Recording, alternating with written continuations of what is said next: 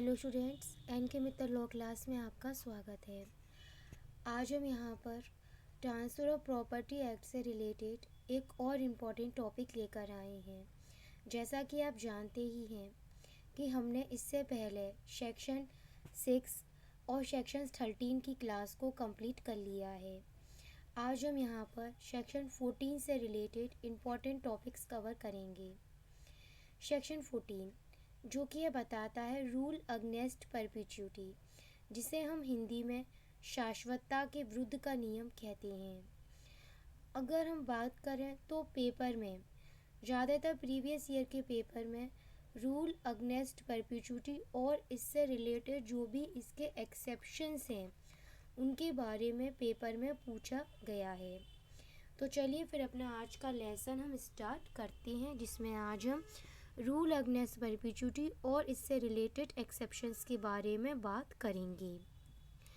सबसे पहले जब भी आपके सामने अगर यह रूल आता है, रूल अगेंस्ट परपेचुइटी शाश्वतता के विरुद्ध नियम, तो आपको सबसे पहले पता होना चाहिए कि इसको ट्रांसफ़र ऑफ प्रॉपर्टी एक्ट के सेक्शन 14 में बताया गया है। सबसे पहले हम यहाँ पर इसके मीनिंग की बात करेंगे। सबसे पहले हम बात करेंगे कि आखिरकार परपेचुइटी का मतलब क्या होता है, शाश्वतता का मतलब क्या होता है। देखिए, इसका बहुत जनरल मीनिंग होता है प्रॉपर्टी को लंबे समय तक बांध कर रखना, किसी और को प्रॉपर्टी को ट्रांसफ़र करने के लिए नहीं देना। अब एक क्वेश्चन यह अराइज हो जाता है कि प्रॉपर्टी को बांध के क्यों रखा जाता था, क्यों यह नियम बना दिया जाता था कि प्रॉपर्टी सिर्फ पीढ़ी दर पीढ़ी अपने ही लोगों को ट्रांसफ़र होगी और किसी और को ट्रांसफ़र नहीं की जाए। एक लंबे समय के लिए आखिरकार क्यों इस तरह का ट्रांसफ़र करा जाता था, तो उसके पीछे कई ऐसे रीज़न रहे हैं। जैसे कि यह कि लोग नहीं चाहते थे कि उनकी संपत्ति, उनकी प्रॉपर्टी का उपयोग उनके वारिस के अलावा अन्य कोई व्यक्ति करे, क्योंकि उन्होंने अपनी इस प्रॉपर्टी को प्राप्त करने में बहुत ज़्यादा टाइम अपना दिया था, अपना मनी बहुत इन्वेस्ट करी थी। इसलिए वो चाहते थे कि उनकी प्रॉपर्टी बंधी रहे, उनकी प्रॉपर्टी सिर्फ उन्हीं के वारिस तक ही सीमित रहे। अकॉर्डिंग टू लॉ अगर हम इस तरह से प्रॉपर्टी को बांध कर रखने की अनुमति दे देते तो कहीं ना कहीं इससे समाज की जो उन्नति थी, जो प्रोग्रेस ऑफ सोसाइटी है, वो रुक जाती है। कई बार ऐसा होता है, ऐसी परिस्थितियाँ आ जाती है कि वारिस को अपनी प्रॉपर्टी को सेल आउट कर कर या ट्रांसफ़र कर कर ही वो मनी, पैसा उसे मिल सकता है। पर अगर आपने उस पर रोक लगा दी है कि वो ट्रांसफ़र नहीं कर सकता है, तो उसको बहुत सारी प्रॉब्लम्स भी फेस करनी पड़ सकती हैं। इसीलिए शाश्वतता के विरुद्ध एक नियम बनाया गया, रूल अगेंस्ट परपेचुइटी, जिसके बारे में एक्ट के सेक्शन 14 में बताया गया है। अभी हमने इसका जनरल स्पीकिंग मीनिंग समझ लिया, प्रॉपर्टी को एक लंबे समय के लिए बांधना, किसी और को प्रॉपर्टी को ट्रांसफ़र नहीं करने देना। आप इसे एक एग्जाम्पल से समझिए। ए के पास एक प्रॉपर्टी है, उसने वो प्रॉपर्टी बी को ट्रांसफ़र करी, पर बी को वह प्रॉपर्टी ओनली बी के लाइफ टाइम के लिए ट्रांसफ़र करी गई। फिर आगे जाकर वही प्रॉपर्टी सी को ट्रांसफ़र करी गई, पर सी के लाइफ टाइम के लिए ट्रांसफ़र की गई। फिर यह कहा गया कि सी के बाद में जो उसका बेटा पैदा होगा डी, उसको यह प्रॉपर्टी ट्रांसफ़र हो जाएगी और वो 18 साल का होने पर ही इस प्रॉपर्टी का प्रयोग कर पाएगा। 18 साल होने पर ये प्रॉपर्टी उसकी हो जाएगी। अब यहाँ पर यह समझना, आपने सेक्शन 13 को तो कर चुके थे आप। सेक्शन 13 क्या कहता है?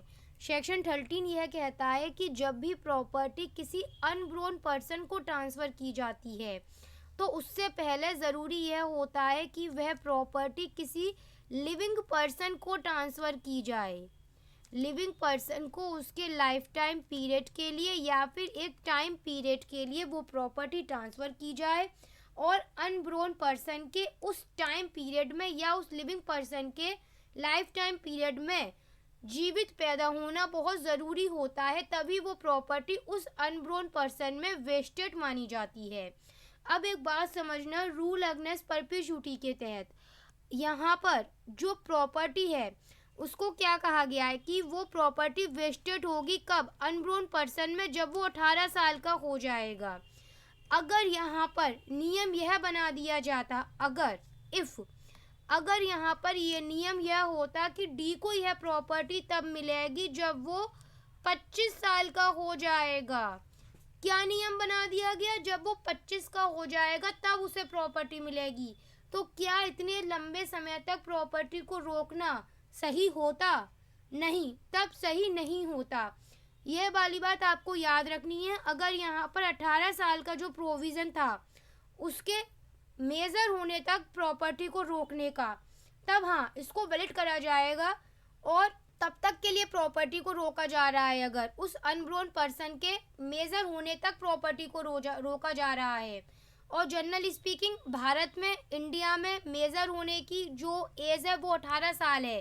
तब तक के लिए अगर आप प्रॉपर्टी को रोक रहे हैं तब वो वैलिड होगा। पर उससे ज़्यादा के लिए अगर आप प्रॉपर्टी को रोकने की बात कर रहे हैं, जैसे कि मैंने रखा फॉर एग्जाम्पल 25 साल तक के लिए प्रॉपर्टी को रोकने की बात हो रही है, तो वो रूल अगेंस्ट परपेचुइटी है। इतने लंबे समय तक प्रॉपर्टी को रोकना सही नहीं है। आप इसमें एक केस देख लीजिए, Anand Rao Vinayak versus administration general का केस था। बहुत सिंपल फैक्ट्स थे। ए था, उनके पास में अपनी एक प्रॉपर्टी थी, उन्होंने वह प्रॉपर्टी अपने बेटे को गिफ्ट कर दी थी और उन्होंने इस प्रॉपर्टी का एक हिस्सा, जो शेयर था इस प्रॉपर्टी का, वो अपने बेटे का जो बेटा होता, बेटे का जो अनब्रोन सन होता, अनब्रोन बेटा होता, उसके लिए उन्होंने दे दिया। और यह कहा कि जब यह जो अनब्रोन पर्सन है, जब यह 25 ईयर्स का हो जाएगा तब यह प्रॉपर्टी उसको मिल जाएगी। अभी मैंने पहले भी समझाया था, आप प्रॉपर्टी को बांध रहे हैं। अगर आप यहाँ पर यह कहते कि इसके 18 साल के होने पर इसको मिल जाएगी तो ठीक था, पर आपका यह कहना कि इसके 25 ईयर्स, या फिर सपोज करो ये कहा गया हो कि 21 ईयर्स के होने पर इसको मिल जाएगी, तो इतना लंबे टाइम पीरियड के लिए प्रॉपर्टी को बांध के रखना यह मान्य नहीं होगा, क्योंकि इंडिया में जो मेजर होने की जो जनरल एज है वो 18 साल मानी गई है। अब हम बात करते हैं कि कुछ ऐसी कंडीशंस हैं, कुछ ऐसे एक्सेप्शंस हैं जिनमें यह नियम सेक्शन 14 रूल अगेंस्ट परपेचुइटी लागू नहीं होता है। वो कौन कौन से एक्सेप्शन है ये आपको पता होना ज़रूरी है, क्योंकि कई बार एग्जामिनर के द्वारा पेपर में भी, प्रीवियस ईयर के पेपर में भी यह क्वेश्चंस पूछा जाता है कि रूल अगेंस्ट परपेचुइटी और उसके एक्सेप्शन क्या है, क्योंकि यह एक इम्पॉर्टेंट टॉपिक है। बहुत सारे एक्सेप्शंस हैं, जिसमें पहला कंडीशन आती है, पहला एक्सेप्शन आता है section 18 transfer of property act. Section 18 यह कहता है कि अगर प्रॉपर्टी का ट्रांसफ़र लोक हित के लिए किया जा रहा है तो वहाँ पर section 14 rule against perpetuity apply नहीं होगा। आप एक बार बेयर एक्ट में सेक्शन 18 को रीड करिए। The restriction in section 14, 16, 17 shall not apply in the case of transfer of property for the benefit of public। अगर लोक हित में प्रॉपर्टी को ट्रांसफ़र किया जा रहा है तब वहाँ पर सेक्शन 14, 16 और 17 के तहत लगाए गए रेस्ट्रिक्शंस अप्लाई नहीं होंगे। In the advancement of religion, knowledge, commerce, health, safety, any other subject beneficial to mankind. अगर लोक हित में कोई प्रॉपर्टी का ट्रांसफ़र है तब वहाँ पर rule against perpetuity section 14 apply नहीं होगा। और भी एक्सेप्शंस हैं, अगर किसी प्रॉपर्टी पर चार्ज है तो उस पर भी रूल अगेंस्ट परपेचुइटी लागू नहीं होता है। वेस्टेड इंटरेस्ट पर भी सेक्शन 14 अप्लाई नहीं होता है।